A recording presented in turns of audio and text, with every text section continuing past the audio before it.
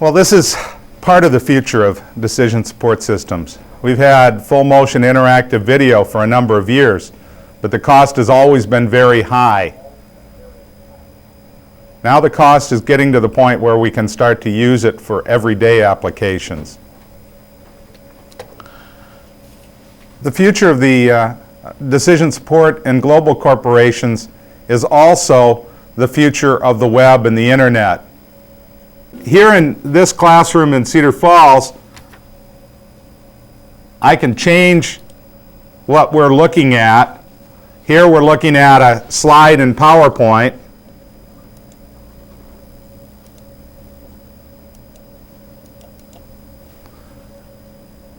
And I'm going to bring up the web now.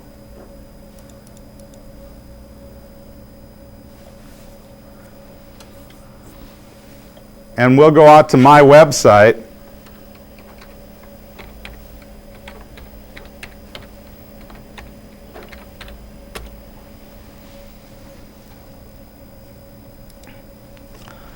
We don't have picture-in-picture here, so I can't just put my picture in a corner, but we'll have that pretty soon too.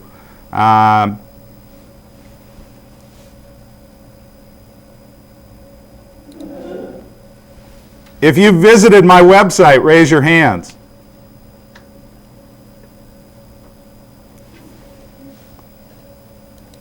Thank you.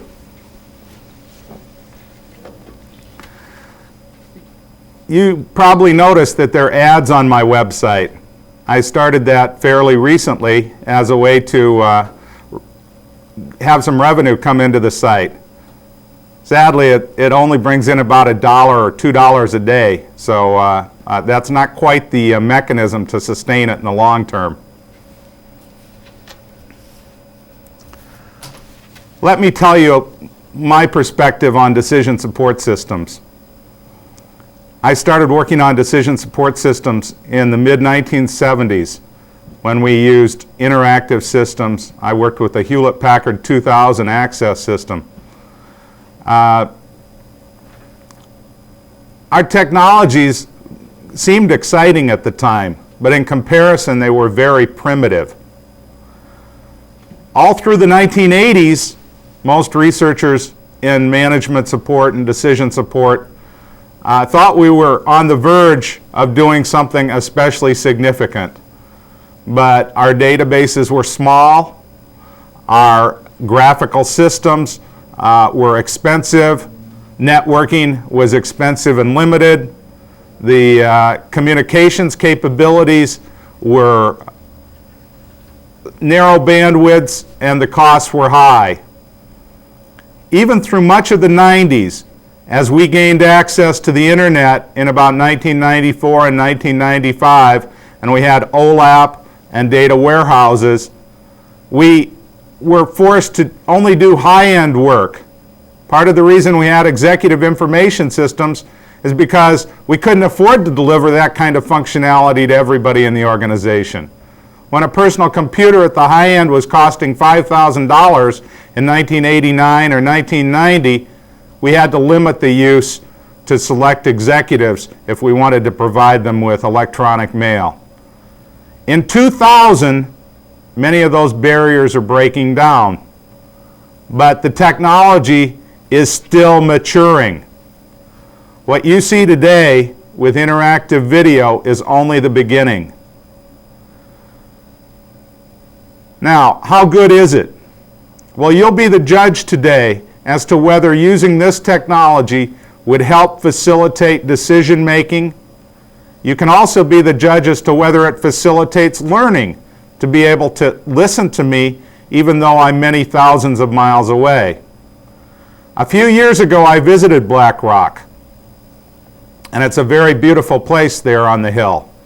I'm sure that looking at your classroom that you've had excellent facilities and excellent teachers. We're still struggling with the advantage of bringing teachers from other places and students from other places. We don't know what it means to education, but almost everyone thinks that we'll all be better off if we have more shared learning experiences like the one we're trying today.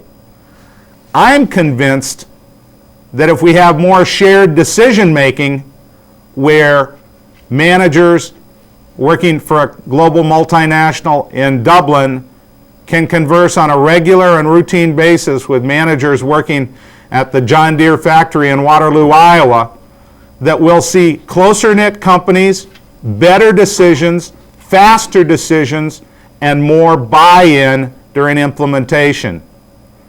Now, it can't be one way. I can lecture you because that's the role that's set up. But the technology has to support collaboration. It has to support data sharing. It has to support document sharing. Many of the same things we want in distance learning technologies are the tools that managers want in collaborative distance decision support. This experiment that Professor Keenen, has set up for you is a good example of where we want collaborative shared decision support to move.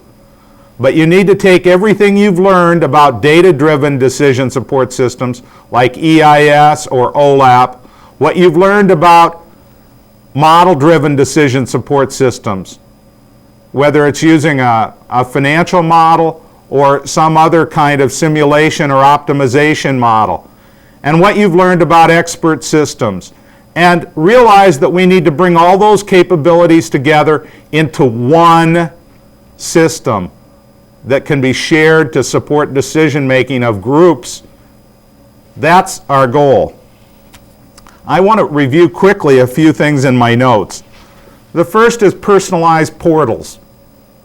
In company intranets, we need to have more sophisticated portals that will support what you as an individual manager do. At some point in a few years, we'll add interactive video from your desktop, but that's a few years away. The portal is here today. We can not only personalize with your email so that you get alerts when you have mail, but we can personalize the news that's delivered to you through your portal. We can personalize the decision reports. We can personalize the weather report that comes to your portal. We need more document management and document sharing across the internet and through your portal. The portal should be the access to your personal library from the company library. And as you have a profile of what you read on a regular basis, your personal library should be updated as the company adds material to its library. I mentioned alerts and web robots for searching. You'll be able to set up those alerts and web robots in your personal portal to support your decision making. That web robot may tell you when financial performance at a plant or in a market declines below some target level. Then you'll be prodded to action. The data-driven systems with OLAP will support larger databases, and it'll be faster and easier for you as a manager to drill into those databases and then contact people for follow-up information. Model-driven decision support systems will be more sophisticated and will provide access to retrieving data from very large databases to give us parameters for our models. And model or suggestion-driven DSS should also get more sophisticated. How much we use them as managers will kind of depend on our creativity in coming up with ideas, but they should be training tools for new managers who have not done tasks before. I want to briefly point you to a slideshow that I have on my website. It goes over some decision support tools in each of the categories in the framework that I'm trying to develop.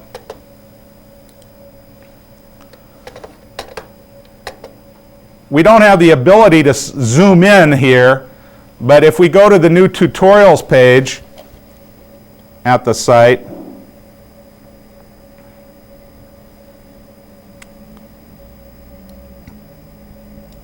I put up a new tutorial on web-based DSS for investment decision making.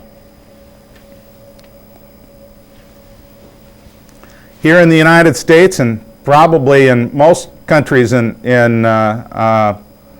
contemporary financial markets, we're all concerned about what the market is doing today. You know, the U.S. markets dropped precipitously last week. Well, this is an example of how the web has supported individual investors in their decision making.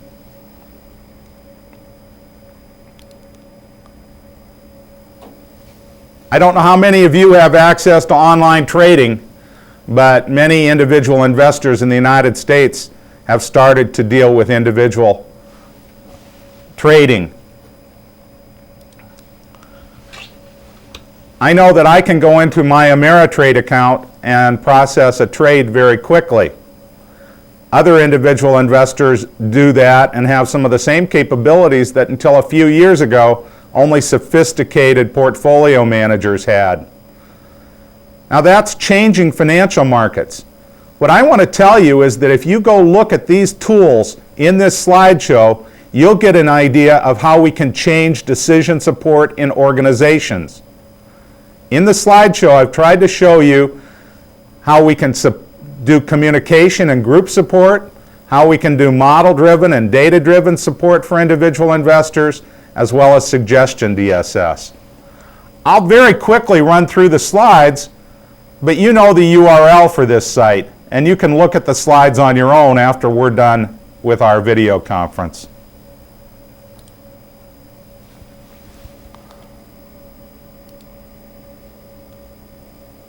The first category is communication and group decision support.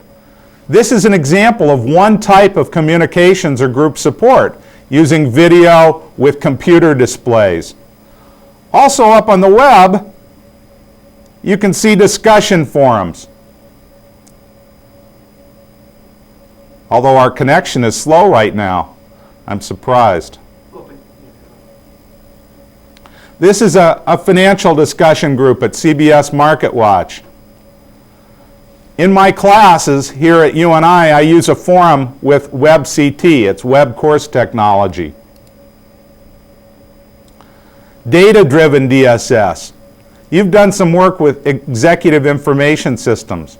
Data-driven DSS with OLAP is a very significant development of the last 7 years.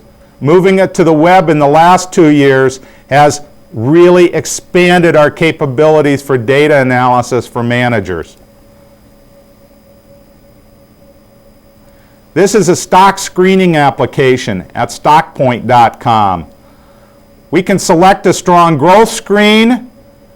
We probably don't want to put in company information, but we might want to select industries, and then we can select other parameters that we use for screening, and it will give us some stocks that meet our criteria. This is a Java applet for interactive charting. Java and JavaScript provide us with lots of capabilities for new, innovative decision support applications. I can come to this Java applet, and if we were actually using it right now, I could drag here and change the scale. I could actually dynamically change the chart with my mouse, and you should try that.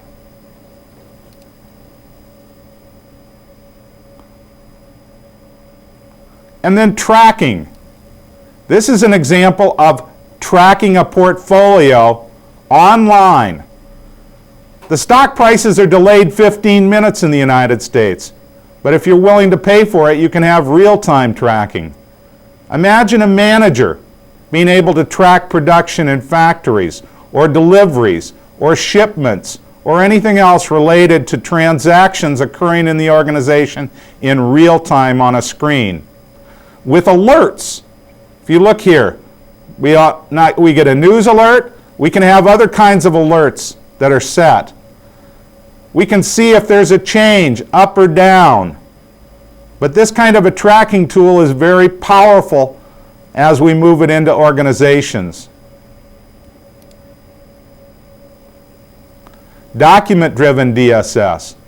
The web will give us access to every movie ever made It'll give us access to every book ever written.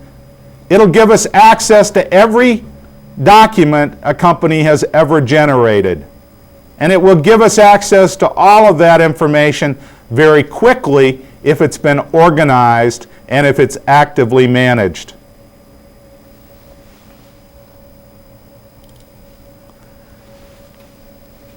Those are just 3 examples. We also need to look at how model-driven DSS is changing. Model-driven DSS provides an enormous capability.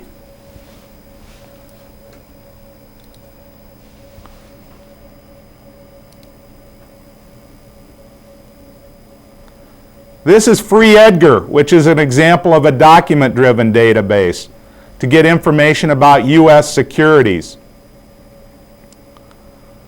Model-driven DSS, as I'm sure Professor Keenen has told you, may use complex financial simulation or optimization models to provide decision support. They use data and parameters provided by decision makers or from databases to aid in analyzing a situation.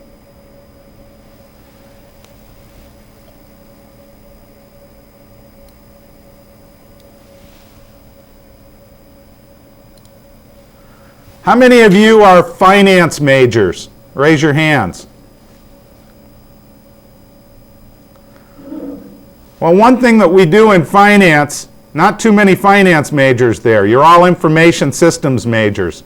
You've heard that that's where the money is. Well, one thing we do in finance is we construct complex models. I'm going to show you an example of a model called an intrinsic value calculator. And this is at a website called Quicken. Quicken here in the United States is a tax program to help with taxes, and they're into money management. But they have an interesting website associated with stock decision making and investment decision making. The way the intrinsic value calculator works is that you type in a company and the calculator has access to the database of information about the company. So we can get initial earnings pulled out of it automatically.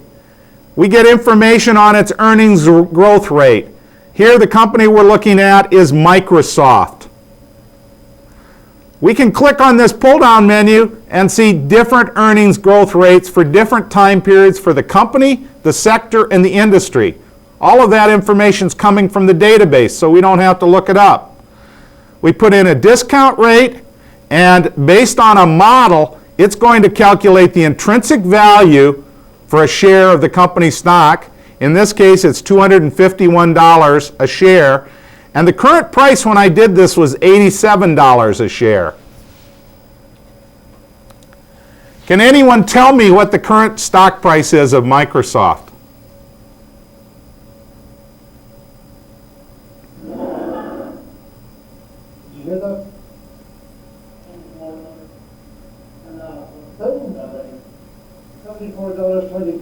That's what it was at the opening this morning. So, by this calculation, we should all rush out and buy lots of shares of Microsoft. But one thing we know about models is we should do what-if analysis. So we should ask ourselves if this growth rate of 37.62% is sustainable for Microsoft for the next 10 years. And we should ask if a discount rate of 15% is a reasonable number.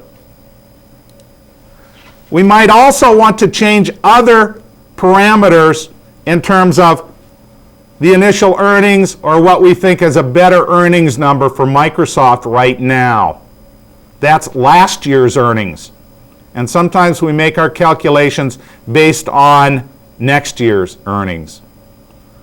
Well, let's move on and finish up with how the web has helped investors do more to support their decision making than we've ever done before.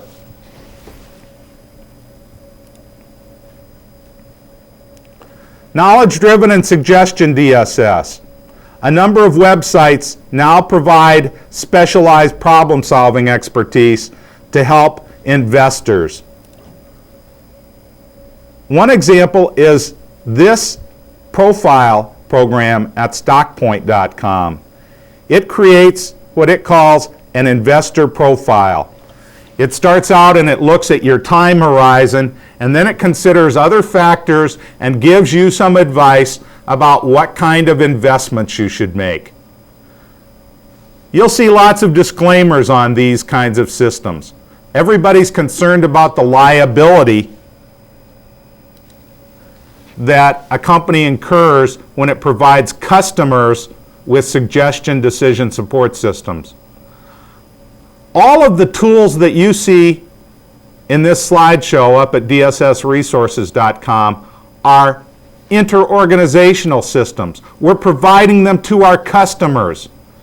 We're also now developing systems that we provide to our stockholders, our suppliers, and other key stakeholders. That's a major development that's occurring in terms of decision support systems also. Well, I think I've about said everything that I wanted to. If you really are going into information technology and you want to work with developing decision support systems, I would encourage you to learn Java and JavaScript. I would encourage you to learn more about middleware to support databases. We need to do more with databases in companies and make that available on company intranet sites through these portals that I discussed. We all have a lot to do to make a technology-supported vision of decision-making a reality in companies. But I know that if we work at it, that we'll create a more powerful global decision support environment than any of us can imagine today.